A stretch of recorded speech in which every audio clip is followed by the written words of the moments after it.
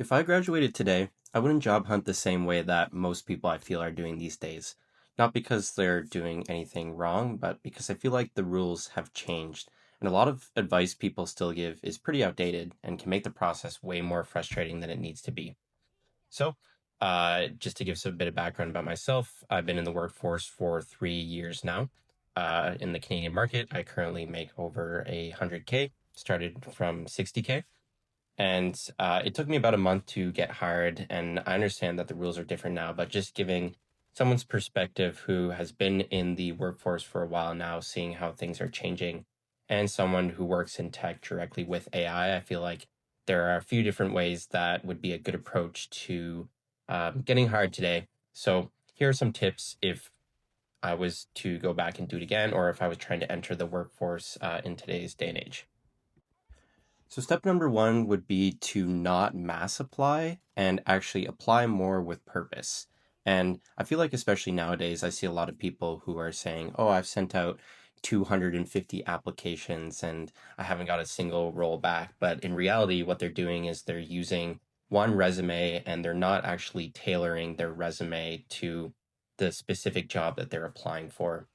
And with all the new tools that are available, including AI, there are actually automated reviewers that are going through your applications and automatically matching your resume and your cover letter to the job description and parsing you before you even get a chance to really make it into that next stage.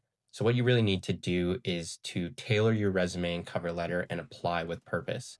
So, actually seek out jobs that meet your skill set and your job description, and then you actually need to go into your resume and your cover letter and match the exact descriptions and the word nomenclature in your resumes to those job descriptions. And you can use the tools out there, such as AI, to make these automations for you. So, for example, I can upload my resume into ChatGPT and say, or also, so upload my resume, then upload the job description from LinkedIn, put it into ChatGPT, and it would actually spit out the tailored resume with those completed lines. And then you can use a prompt saying, just tailor my resume to the specific job description using those exact words.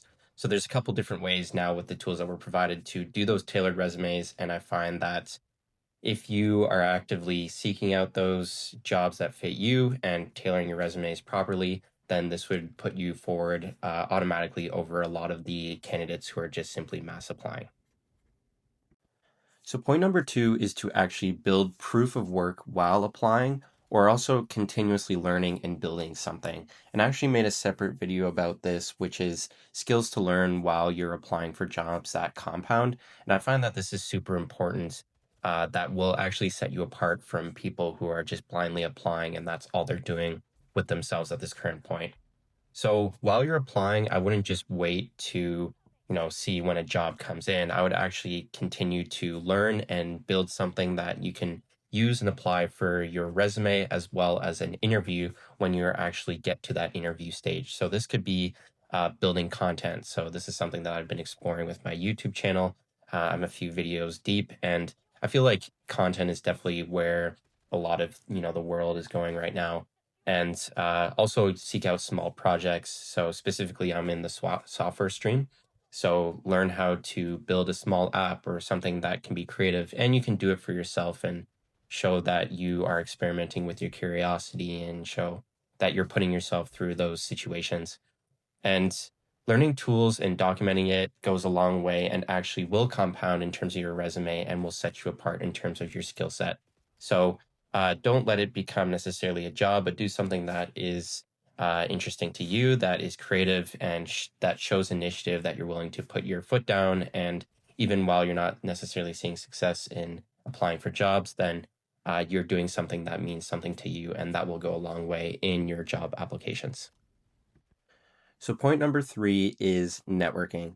And it actually is really important and something that people will tell you throughout your whole life. And I feel like I didn't really take seriously until I entered the workforce. But networking is super important. And getting to know people, make connections, and, you know, actively seek out these opportunities with people and make genuine connections, not just simply adding someone on LinkedIn and, having one message and asking how they're doing, but actively seek out connections that are meaningful and that could actually allow you to enter opportunities that you yourself may not have even been aware of.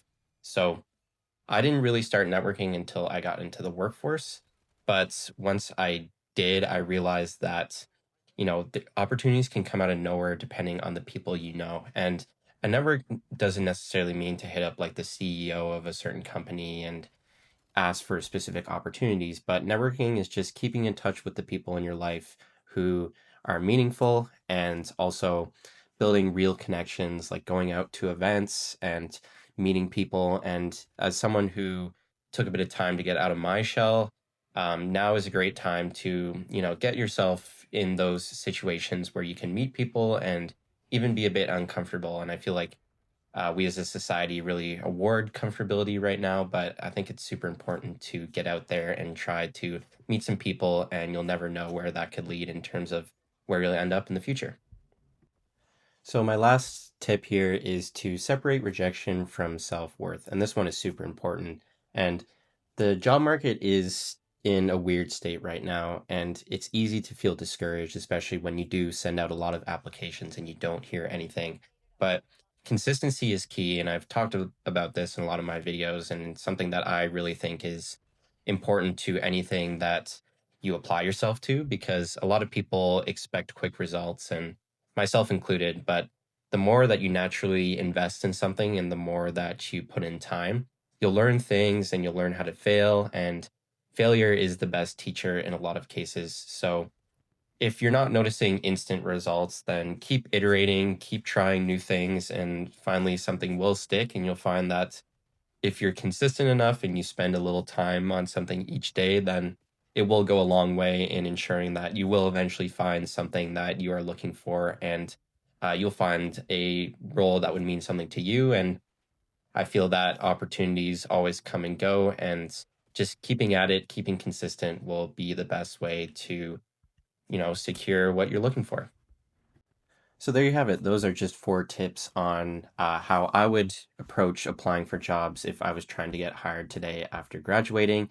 Yeah, so just keeping consistent, building that portfolio and that connections and that network, and not mass applying and applying with purpose. If you guys enjoyed this video, please feel free to like, comment, or subscribe. I'm new in my YouTube journey, but really enjoying what I'm doing, and I would really appreciate anything that you guys would do to engage with this post. And I really hope that you enjoyed the video. If you made it this far, then thank you so much for watching, and I hope you have a great day. Thanks.